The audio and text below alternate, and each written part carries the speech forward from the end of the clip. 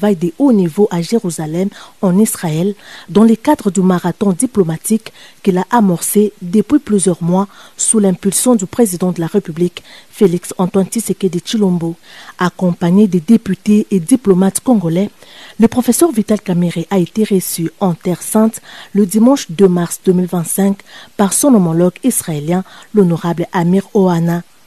À cette occasion, le président Vital Kamerhe a exprimé compassion et solidarité au peuple israélien face aux événements tragiques qui l'ont endeuillé le 7 octobre 2023. Tout en condamnant cette violence indescriptible, le speaker de la Chambre basse du Parlement congolais a rappelé que le peuple congolais subit depuis 3 décennies une guerre injuste et particulièrement meurtrière.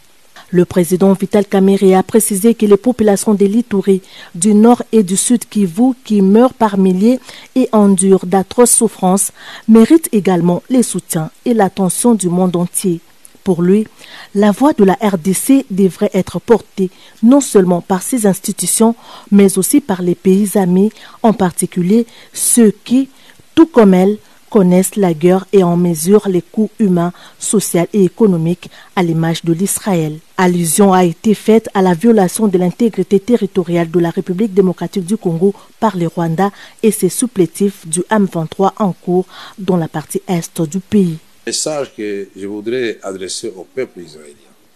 et aux autorités israéliennes, c'est de dire qu'en ce moment, nous nous retrouvons dans une situation similaire sur le plan de la sécurité. Nous connaissons la guerre à l'est de la République démocratique du Congo, où nous avons des groupes terroristes, ADF Nalu, mais malheureusement, où nous connaissons aussi l'agression de la part de notre voisin du Rwanda. Notre détermination et la détermination du président de la République démocratique du Congo, Félix Antoine Tshisekedi Tshilombo, a toujours été la paix, la construction de la paix pour l'ensemble de la région des Grands Lacs, pour qu'ensemble nous puissions œuvrer pour le développement de tous nos pays, y compris ceux qui nous ont agressés aujourd'hui. C'est l'occasion de dire toute notre compassion à nos populations de l'Est et toutes nos condoléances aux familles éprouvées. Beaucoup se sont posé la question de savoir pourquoi je ne l'avais pas encore fait. Et je savais que j'étais invité ici à Jérusalem, et je pense que c'est la Terre Sainte, et que mon message, ma prière pour que la paix revienne dans notre pays, pour que nos populations de l'Est, étant moi-même concernées au premier plan, que nos populations retrouvent la paix, et nous disons à nos populations de l'Est que nous sommes ensemble, nous ne ménagerons aucun effort pour accompagner le président de la République, son Excellence Félix Antoine Tshisekedi Tshilombo, pour ramener rapidement la paix dans cette partie de la République démocratique. Nous voulons d'abord que les Rwandais comprennent que nous devons construire la paix ensemble et que tout ce qui touche à notre sécurité commune soit l'objet de discussions, de concertations et de mise en commun des efforts de tous les pays de la région. Réceptive à ce message,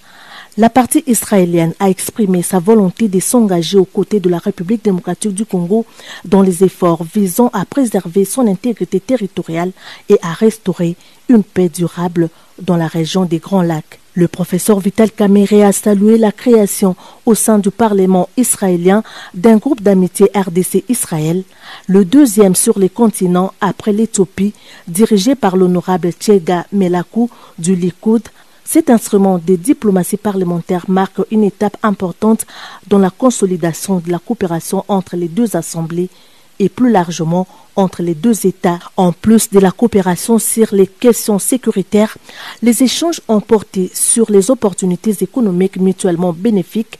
notamment dans les secteurs de l'agriculture, de l'éducation, de la recherche et de l'innovation. La délégation congolaise à la Knesset a eu le privilège d'échanger avec divers groupes de députés israéliens, parmi lesquels des figures éminentes de l'opposition au sein de la Knesset. L'honorable Vital Kamerhe a salué la cohésion spontanée des élus du peuple d'Israël sur la question de la sécurité en dépit des appartenances politiques divergentes. La visite qui se poursuit jusqu'au 5 mars 2025 a aussi conduit la délégation congolaise au ministère des Affaires étrangères où, ensemble avec la vice-ministre israélienne des Affaires étrangères, Sharon Haskel, l'honorable Vital Kamerhe a souligné l'impératif d'augmenter les capacités dissuasives de l'armée congolaise à la fois pour prévenir les conflits et pour lui doter des moyens de répondre de façon autonome à toute éventualité qui menacerait sa sécurité et l'intégrité de son territoire.